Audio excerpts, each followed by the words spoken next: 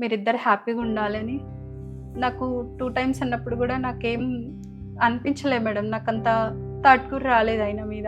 ఇట్లా చేస్తాడని అయితే నేను ఎక్స్పెక్ట్ చేయలే మేడం.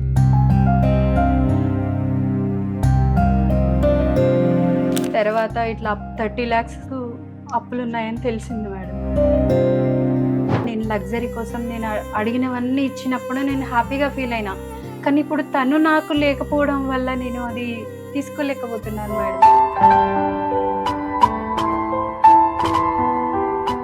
ఇదిగో ఈ అమ్మాయి జీవితం ఎలా చేసుకుంది చెప్పండి. ఉరి వేసుకునేంత వరకు ఎంత ప్రేమ ఉంటే.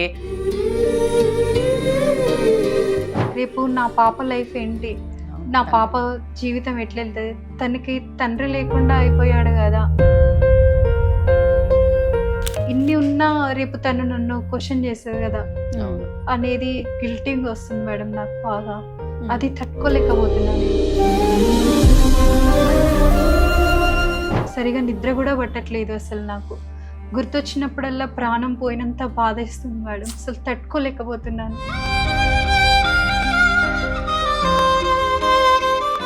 ఉన్నదాంతో సంతృప్తి పడడం అనేది తన ద్వారా నేర్చుకున్న లెసన్. అందరూ నేర్చుకోవాల్సిన చాలా పెద్ద జీవిత సత్యము.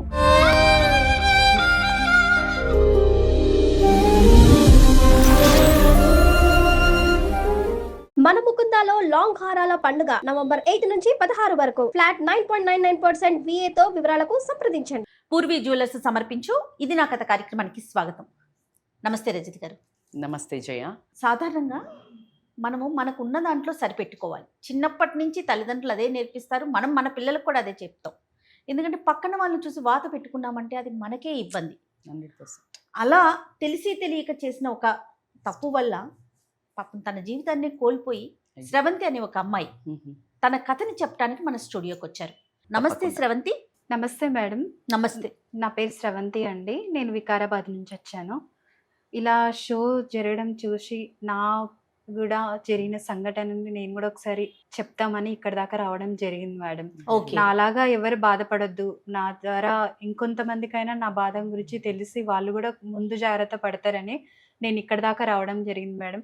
అందులో మీతో ఇంత దగ్గరలో ఉండి మాట్లాడడం కూడా నా అదృష్టం. 23 yearsలో మ్యారేజ్ అయింది మేడం. అయినాక నేను నా హస్బెండ్ బాగానే ఉన్నాం మేడం. నా మ్యారేజ్ లైఫ్ చాలా బాగుంది మేడం. చాలా హ్యాపీగా చూసుకునేవాడు, చాలా మంచివాడు మేడం నా హస్బెండ్. నేను ఏది అడిగితే అది తీసుకొచ్చేంత గొప్ప మనసు ఉంది తనకి. చాలా బాగా చూసుకున్నాడు. నాకు దొరకడం ఒక అదృష్టం. నా పేరెంట్స్ ఇంత అదృష్టాన్ని నాకు ఇచ్చారని కూడా నేను అరేంజ్డ్ మ్యారేజ్ అన్నట్టు. Yes madam. మాకు 1 సంవత్సరం తర్వాత ఒక పాప మేడం. మీరేం చేసేవారు? మీ హస్బెండ్? నేను ఇంట్లోనే ఉండేదాన్ని మేడం. హౌస్ వైఫ్ అండి. తను జాబ్ చేసేవారు మేడం. నా రిలేటివ్స్ మొత్తం కొంచెం హై లెవెల్లో ఉండి వాళ్ళు అట్లా ఉన్నారు, వాళ్ళు ఇట్లా ఫ్లాట్స్ కొంటున్నారని తెలుసుకొని సొంత ఇంటి గృహప్రవేశానికి వెళ్ళినప్పుడు నాకు లేదు కదా, నేను ఇలాంటి అనుభవించలేదు కదా అనే ఫీలింగ్ నాకు రావడం మనసులో. ఇట్లా నేను కొన్ని రోజులు సఫర్ అయ్యాను. కొద్ది నాలో మైండ్లో ఇవన్నీ పడిపోయేసరికి నేను మా హస్బెండ్తో షేర్ చేసుకోవడం, నాకు ఇట్లుంటే బాగుంటుంది కదా కొంచెం ఆయనని ఫోర్స్ చేశాను. నేను నా ఇష్టాలని ఆయన కూడా సరే నిజమే కదా అని చెప్పేసి తను కూడా నా ఇష్టాలను అన్నిటినీ అంగీకరించి నా కోసం తను ఏం చేశాడో నాకైతే తెలియదు కానీ మేడం, నా కోసం ఆయన ఇల్లు కొనిచ్చాడు, ఒక ఫ్లాట్ కొన్నాడు, గోల్డ్ పరంగా కానీ ఏదైనా సరే నా కోసం అన్ని కొనిపెట్టాడు మేడం. అన్ని చేశాడు. మంచి భర్త దొరికాడు. మీ హస్బెండ్ ఏం చేస్తారండి? తన పేరేంటి? తన పేరు శ్రీనివాస్ మేడం. హోటల్ మేనేజ్మెంట్ చేశారు. అందులోనే జాబ్ చేస్తుండే మేడం. మంచిగా సాలరీ కూడా బాగానే ఉండే మేడం. మేము ఇట్లా బిజినెస్ స్టార్ట్ చేసాం మేడం. ఫుడ్ బిజినెస్ స్టార్ట్ చేసినాం. Very good. ఎందుకంటే ఆయన కూడా హోటల్ మేనేజ్మెంట్ కదా, తనకి ఎక్స్పీరియన్స్ ఉంది కదా మేడం. అది యూజ్ అవుతుంది అని చెప్పేసి బిజినెస్ స్టార్ట్ చేసాం మేడం. చేసిన కొన్ని రోజులకి బాగుంది మేడం, లైఫ్ మంచిగానే ఉంది అనుకున్నాము. లీడ్ చేస్తున్నాము అనే స్టేజ్లో ప్రెగ్నెన్సీ రావడం జరిగింది మేడం. మాకు ఒక పాప. 21 రోజు ఫంక్షన్ చేస్తారు. నెక్స్ట్ డే మా ఆయన ఇట్లా హ్యాంగ్ అవుట్ చేసుకోవడం జరిగింది మేడం. హ్యాంగ్ చేసుకున్నారా? నెక్స్ట్ డే చేసుకున్నారండి. దేనికమ్మా? ఏంటి రీజన్? ఏంటి రీజన్స్ అంటూ నాకు అప్పుడు ఏం చెప్పలేదు మేడం. ఫంక్షన్ కూడా చాలా అంటే చాలా గ్రాండ్ చేశాడు మేడం. చేసినప్పుడు ఫంక్షన్లో కూడా నేను అడిగినాను, ఏమైంది డల్గా ఉన్నారు, మీరేంది ఇంత డల్గా ఉన్నారు, ఇంత మందిలో మీరు ఇట్లా ఉండడం నాకు నచ్చట్లేదని కూడా 2-3 టైమ్స్ నేను అడిగాను కూడా. అడిగితే నాకేం చెప్పలేదు, నో ప్రాబ్లం, ఏం కాలేదు నాకు అని చెప్పిండ్రు. నైట్ పడుకునేటప్పుడు కూడా మేడం నన్ను 2 టైమ్స్ అడిగాడు మేడం, నువ్వు హ్యాపీగా ఉన్నావా, నీకు ఎలా అనిపిస్తుంది ఇప్పుడు, నువ్వు హ్యాపీగా ఉంటే చాలు, బేబీని మంచిగా చూసుకో, మీరిద్దరు హ్యాపీగా ఉండాలని. నాకు 2 టైమ్స్ అన్నప్పుడు కూడా నాకేం అనిపించలే మేడం, నాకంత థాట్ కూడా రాలేదు ఆయన మీద. ఇట్లా చేస్తాడని అయితే నేను ఎక్స్పెక్ట్ చేయలే మేడం.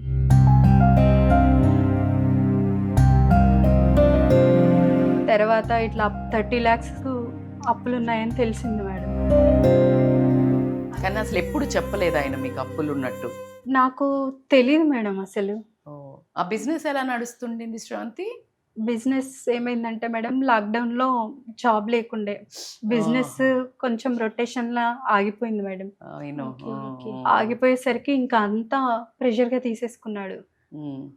దానివల్ల అనుకుంటా మళ్ళీ అప్పులు పెరిగిపోవడం. అసలు దేనికి వచ్చారు, ఏం షేర్ చేసుకుందామని? మీ పరిస్థితి ఏంటి ఇప్పుడు? నా పాపని నేను చూసుకోగలను, నేను ఇప్పుడు స్కూల్లో టీచర్గా వర్క్ చేస్తున్నాను. ఓకే. ఎవరి దగ్గర అయితే ఉండట్లేను మేడం, మా అత్తగారి వాళ్ళతోని కానీ మా పేరెంట్స్ దగ్గర అయితే ఉండట్లేను. నేను లగ్జరీ కోసం నేను అడిగినవన్నీ ఇచ్చినప్పుడు నేను హ్యాపీగా ఫీల్ అయినా, కానీ ఇప్పుడు తను నాకు లేకపోవడం వల్ల నేను అది తీసుకోలేకపోతున్నాను మేడం. అంటే 30-40 లక్షలు తీసుకొచ్చి కోరికలు తీర్చలే ఆయన. తను ఏం చేశాడంట, రెస్టారెంట్ స్టార్ట్ చేశారు. ఫుడ్ బిజినెస్కి ఇన్వెస్ట్మెంట్ పడుతుందా? డెఫినెట్గా పడుతుంది.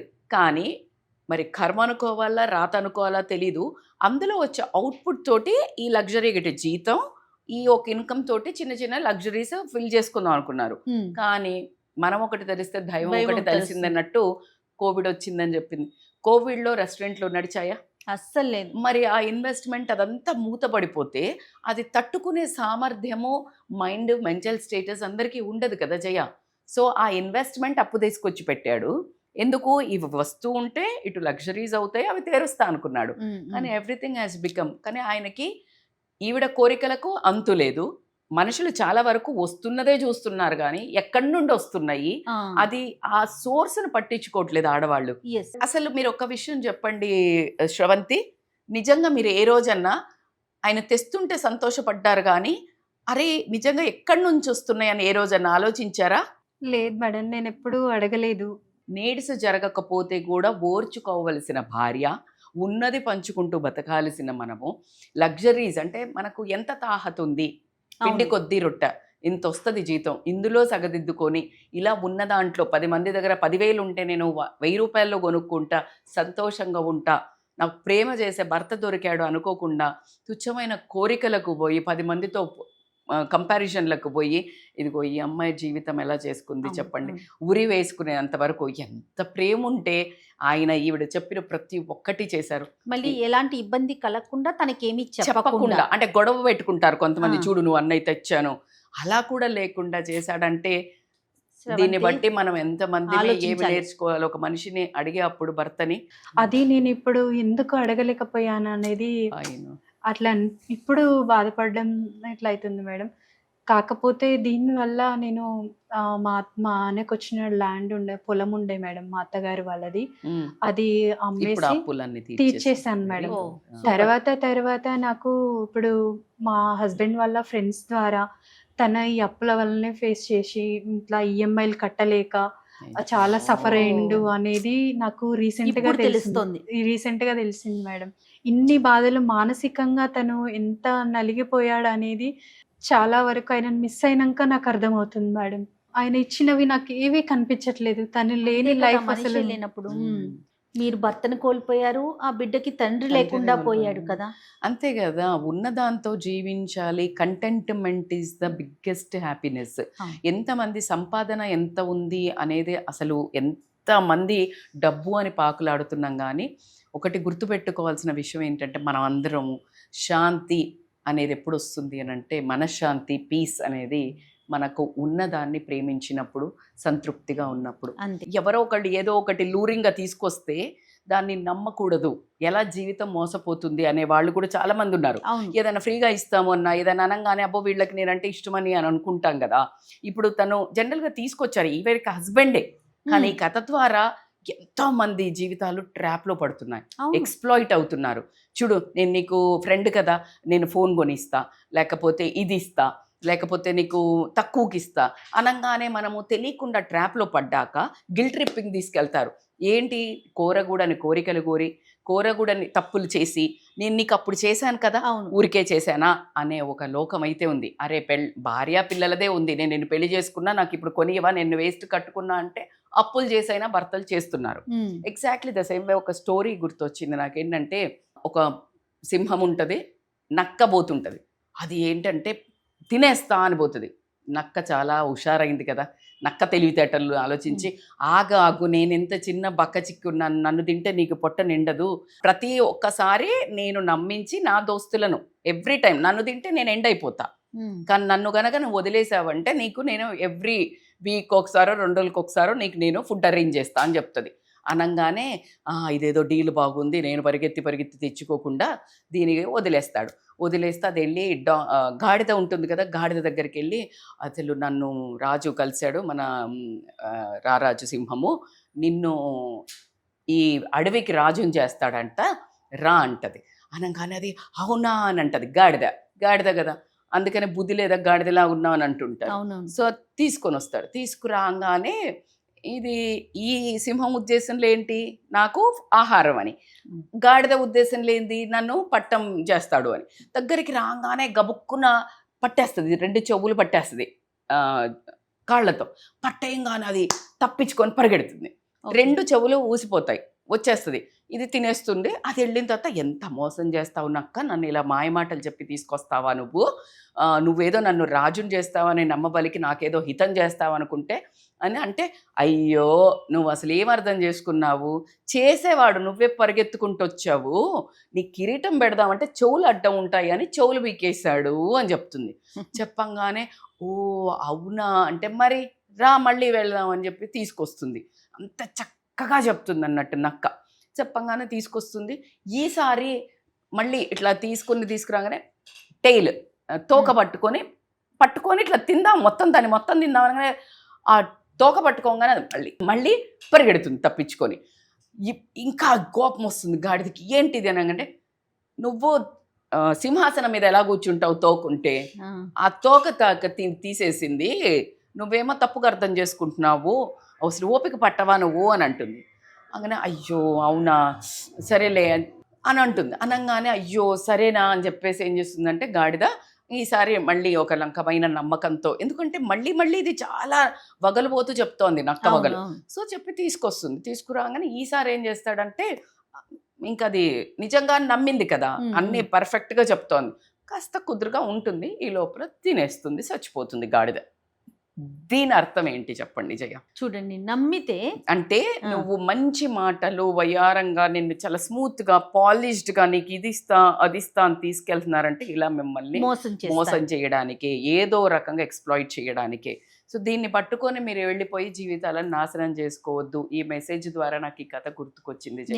నిజంగా కనెక్టివిటీ ఉన్న స్టోరీ అన్నమాట. ఖచ్చితంగా ఇప్పుడు ఇతను తను చాలించాడు. ఓకే, ఆ విషయాన్ని పక్కన పెడితే ఎంత మంది మోసపోతున్నారు కదా, ఎక్కడికో అందని ద్రాక్షకి పరుగులు పెట్టడం. అవును 200%. ఇప్పుడు మీరు అనుభవిస్తున్నది ఒక గిల్ట్ అనేది మాకు అర్థమవుతోంది. సో దీన్ని బట్టి మీరందరూ ఏమేమి నేర్చుకోవాలనేది స్రవంతి గత నిజంగా కూడా ప్రతి ఒక్క మిడిల్ క్లాస్ దాటి చాలా ఉన్నవాళ్ళు కూడా బెంజ్ ఉంటే ఫెరారీ కావాలని ఇలా అంతూ ఆర్భాటం లేకుండా భర్తలను చాలా ప్రోత్సహించి పెద్ద వాటిలలో పడి మొత్తం చితికిపోయిన వాళ్ళు కూడా ఉండడం అయితే మనం నిజంగా కూడా చూస్తున్నాం. అప్పులు శ్రవంతి లాంటి కథ ఎవ్వరికీ జరగొద్దు. అవును, ప్రతి ఒక్కరికి ఈ కథ నిజంగా కనువిప్పు కావాలి. నువ్వేం చెప్తావమ్మా శ్రవంతి? అవును మేడం, నేను ఇంత బాధ అనుభవిస్తున్నాను మేడం. ఇప్పుడు తను లేక ఇవన్నీ ఉన్నా నాకు దీని ముందు నాకు ఏది సరిపడలేదు. రేపు నా పాప లైఫ్ ఏంటి, నా పాప జీవితం ఎట్లా వెళ్తుంది, తనకి తండ్రి లేకుండా అయిపోయాడు కదా, ఇన్ని ఉన్నా రేపు తను నన్ను క్వశ్చన్ చేస్తుంది కదా అనేది గిల్టింగ్ వస్తుంది మేడం నాకు బాగా. అది తట్టుకోలేకపోతున్నాను. ఉన్నదాంతో సంతృప్తి పడడం అనేది తన ద్వారా నేర్చుకున్న లెసన్. అందరూ నేర్చుకోవాల్సిన చాలా పెద్ద జీవిత సత్యము. ఈ రిచ్ వాళ్ళందరూ హ్యాపీగా ఉంటారు అనుకునేది మూర్ఖత్వము. మీడియంగా ఉన్నప్పుడు చాలా సంతోషంగా ఉన్నారు. ఎప్పుడైతే కోరికలు పెరిగినాయో తాహతకు మించి ఎలాంటి అంతమైపోయిందో చూడండి. శ్రవంతికి మీరిచ్చే అడ్వైజ్ ఏంటి? అంటే ఆ బాధలో నుంచి ఎలా తను బయటపడాలి? శ్రవంతి ఖచ్చితంగా కోరికలు కోరటము అంటే నిజంగా కూడా ఆడవాళ్లకు కొంచెం సహజ లక్షణం. వాళ్ళు మితిమీరి ఎప్పుడైతే కోరుతున్నారో దాన్ని ఖండించడం అనేది భర్త లక్షణం. ఇంత తాహతే ఉంది మనది, ఇంతే అవుతుంది నాతో అని చెప్పగలిగే విండో పెట్టుకోవాలి భర్త. చూడు ఇంతే పిండి ఉంది, ఇంతే రొట్టె వస్తుంది, నువ్వు ఇంత అడిగితే నా దగ్గర రాదు అనేది క్లియర్గా ఎక్స్ప్లెయిన్ చేయాలి. టైం తీసుకోండి. కానీ మీరు ఇలాంటి కోరికలకు మీరు కూడా ఎక్కువ పోయి అప్పులు చేసి తద్వారా జీవితాలు చాలించడం కానీ, లేకపోతే మీ చేయి దాటిన తర్వాత భార్యను నిందించటం కానీ అనేది కూడా మూర్ఖత్వమే. సాధారణంగా భార్యాభర్తల ఇష్యూలో కొన్ని కుటుంబాల్లో మనం గమనిస్తూ ఉంటాం, మిగతా అన్ని విషయాలు డిస్కస్ చేస్తారు, ఫైనాన్షియల్ మ్యాటర్స్ ఎందుకు డిస్కస్ చేయరు? నీకెందుకు, నీకు కావాల్సిన మొత్తం నీకు తినడానికి తిండుంది, పిల్లలున్నారు, ఇల్లుంది, వాకిలుంది, మిగతా విషయాలు నీకెందుకు అంటారు. అంటే తను ఏం కొన్నాడో తెలియదు, అవును, ఎవరికి ఏమి ఇచ్చాడో తెలీదు, ఎక్కడ ఏముందో తెలియదు. కరెక్ట్. అందుకే అంటాను నేను, వీక్లీ వన్స్ కూర్చొని అంటే లైక్ అట్లీస్ట్ ఒక హాఫ్ అన్ అవర్ ప్రేమపూరితమైన మాటలే, కంప్లైంట్లు ఇవన్నీ కాకుండా ఒక మంత్లో ఒక్కసారైనా కూర్చొని ఫైనాన్స్ డిస్కస్ చేయాలి. భార్యకు నీకెందుకులే అంటే అసలు మీరు అన్నది కరెక్ట్. ఏ క్షణంలో ఎవరికి ఏమవుతుందో తెలియని పరిస్థితుల్లో అసలు ఏం జరుగుతుంది అని ఇద్దరికీ తెలిస్తే ఉన్న దాంట్లో సర్దుకోవడం కానీ, లేకపోతే ఇన్వెస్ట్మెంట్లు చేసుకొని ఏం చేయాలని ఒక అవగాహన అయితే రావడం జరుగుతుంది. సంపాదన ఉన్నదాన్ని బట్టి ఖర్చు చేసుకుంటూ, అవసరానికి దాచుకుంటూ, పక్కన వాళ్ళకి బాగుంది అని దాని కంపారిజన్లో ఎప్పుడైతే పోయారో మీ సంతోషము పక్కనోళ్ళ చేతిలో పెట్టినట్టే. చాలా నేర్చుకోవాలి. తస్మాత్ జాగ్రత్త. కోరిక అడిగే ముందు మనకు అర్హత ఉందా, నా భర్తకు తాహత ఉందా అనేది మాత్రం ఆలోచించుకోవాల్సిన విషయం. తను ఆ గిల్ట్లో నుంచి ఎట్లా బయటకు రావాలి? ఎందుకంటే తనకంటూ ఒక పాప ఉంది, ఇంకా జీవితం ముందుకి చాలా లెసన్. ఇది లెసన్. గిల్ట్ని మీ ఆయనకి గ్రాటిట్యూడ్గా నేను ఎప్పుడు చెప్పేది అదో, గిల్ట్ తగ్గాలి అంటే గ్రాటిట్యూడ్ పెంచుకోవాలి. గ్రాటిట్యూడ్ ఏంటి? మీ ఆయనకి 100,000 సార్లు చెప్పండి, ఐఎమ్ సారీ, నన్ను క్షమించు, కానీ నువ్వు నాకు చేసిన దానికి నేను జీవితాంతం నీకు థ్యాంక్ యూ చెప్తున్నా, ఇప్పటికీ నేను మనస్ఫూర్తిగా ప్రేమిస్తున్నా. ఆయన ఏదైతే మీకు ఇవ్వాలనుకున్నాడో ఇచ్చాడు, కానీ మీరు ఇలా గిల్ట్లో ఉంటే ఆయన అయ్యో నేను కష్టపెట్టానా ఈమెను గట్టిగా ఆపకుండా అనుకుంటాడు. కాబట్టి సారీ చెప్పండి, ప్రేమిస్తున్నా అని చెప్పండి. 10 మంది నా ఫ్రెండ్షిప్ చేసుకొని ఒక కమ్యూనిటీ లాగా ఉంటే అక్కడ లేదు, ఉన్నదాంతో సంతృప్తి ఉండాలి అని నేను చెప్తాను అనేది మీరు మాటి మాటికి ఎప్పుడు కానీ చాలా మంచి యాక్టివిటీ చెయ్య. ఎప్పుడైతే గ్రాటిట్యూడ్గా మార్చుకుంటామో, ఇప్పుడు ఈమె గిల్ట్ పడింది, దానివల్ల ఉపయోగం ఏంటి? ఏమవుతుంది? ఏమి లేదు, పాపకి ఇబ్బంది తప్ప. 100% అట్లా హెల్త్కి అబ్సల్యూట్లీ రైట్. సో కాబట్టికే దాన్ని కొంచెము మీరు అయింది, జరిగిన దాన్ని మనం వెనక్కి తీసుకోలేము. Past is past. అది మీకు జైలు గోడలు కాకూడదు. క్షమాపణ కోసమే కదా మన దాకా వచ్చి. కరెక్ట్ ప్లాట్ఫామ్ చూస్ చేసుకున్నావు. ఈ షో పరంగా ప్రపంచానికి చాలా పెద్ద మెసేజ్. అందరూ ఒక నిమిషం ఏదన్నా అడగాలంటే ఆలోచించుకునే విధంగా మాత్రము మీ కథ ఉంది. ఈ కథ 10 మందికి ఒక ఉదాహరణ అవుతుంది, ఒక మంచి మెసేజ్ అవుతుంది సమాజానికి తల్లి. తద్వారా మీరు హీల్ అవుతారని నేను మనస్ఫూర్తిగా అనుకుంటున్నాను. ఏం శ్రవంతి? ఎస్ మేడం, చాలా అంటే చాలా పశ్చాత్తాపంతో ఉన్నాను మేడం. గడిచిన రోజులు ఎలా గడిచిపోతున్నాయి కూడా అర్థం కాలేని సిచ్యువేషన్లో ఉన్నాను. సరిగా నిద్ర కూడా పట్టట్లేదు. అసలు నాకు గుర్తొచ్చినప్పుడల్లా ప్రాణం పోయినంత బాధేస్తుంది మేడం. అసలు తట్టుకోలేకపోతున్నాను.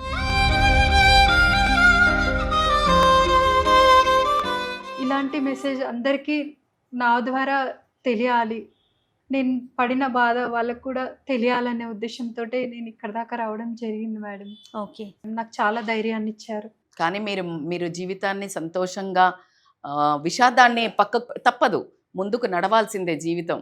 తప్పు పాస్ట్ అట్లాగే పట్టుకొని మీరు కారాగార శిక్ష వేసుకోవటం వల్ల ఉపయోగం లేదు. రేపు ప్రొద్దున సూర్యం ఉదయిస్తుంది, న్యూ బిగినింగ్ చేయాల్సిందే. పాప కోసం మంచి మెసేజ్ ఓరియంటెడ్గా మంచి బ్రతకండి. 10 మంది ముందు చేసిన తప్పును ఒప్పుకున్నారుగా అంటే క్షమాభిక్ష మీకు మీ ఆయన దగ్గర నుండి దొరికినట్టే. సో కాబట్టికే ధైర్యంగా వెళ్ళి 10 మందికి ఉదాహరణగా బతకండి. తప్పకుండా madam. Thank you so much madam. Okay అమ్మా, ధైర్యంగా ఉండు, సరేనా? సార్ అంటే నిజంగా ఒక్కొక్క కథ వింటా ఉంటే మనం ఒక మంచి వేదికను తీసుకొచ్చాం. పదే పదే నేను ఇది ఎందుకు చెప్తున్నాను అంటే చాలా మందికి ఆ గిల్ట్ ఉండిపోతుంది. అవునమ్మా. నేను తప్పు చేశానేమో, లేదా నేను క్షమాపణ చెప్పాల్సిందేమో, ఆ గిల్ట్ ఉండిపోయి ఆ బాధ అసలు వర్ణనాతీతం. అవును. అది భవిష్యత్తుకి ఒక బంధం లాగా ఉండిపోతుంది, అవును. బందికాన అయిపోతుంది. ఇప్పుడు 100%. చూడండి ఎంత రిలాక్స్ అవుతారు. చాలా చాలా So, చాలా future డిఫరెన్స్ మీద ఒక హోప్ వస్తుంది. 100% ఒక మంచి- డైరెక్షన్. మంచి కార్యక్రమం చేస్తున్నందుకు నాకు మీలాంటి గెస్ట్ ద్వారా వాళ్ళకి ఒక ఎలా చేయాలి, ఏముండాలి అనే ఒక సందేశాన్ని ఇవ్వటం చాలా చాలా హ్యాపీగా అనిపిస్తుంది రజిత గారు నాకు. థ్యాంక్ యూ జయ. నాకు ఇలాంటి వేదిక నిజంగా మీరు క్రియేట్ చేసి, ఇది మనం అనుకుంటే జరిగేదైతే కాదు. అవును. ఇది ఒక భగవంతుడు మనకి ఇచ్చిన మెసేజ్ ఏంటంటే ఈ షో ద్వారా ఎంతమందికి తప్పు చేయకుండా కాపాడుతూ, చేసిన వాళ్ళు ఇక్కడ దాకా ధైర్యంగా 100 మంది ఉంటే 10 మంది కూడా రాలేకపోయినా తద్వారా వాళ్ళు ఏం చెయ్యాలో ఈ గిల్ట్ నుంచి బయటపడడానికి అనేది కూడా అన్ని రకాలుగా ఎప్పుడైతే మన మనసు మారాలి అనే వేదికతో వింటారో అంతే కదా, బోలెడ్ అది అన్ని చాలు. సొల్యూషన్స్ ఉన్నాయి. Right. ఈ అమ్మాయికి కూడా ఒక మంచి ధైర్యాన్ని సాధించడానికి అంటే పొందడానికి ఈ ఒక షో నిజంగా I should congratulate you. Thank you so much Rajitha గారు. థ్యాంక్ యూ సో నమస్తే. మచ్ జయ. మన ముకుందాలో లాంగ్ హారాల పండుగ నవంబర్ 8 నుంచి 16 వరకు ఫ్లాట్ 9.99% VA తో వివరాలకు సంప్రదించండి.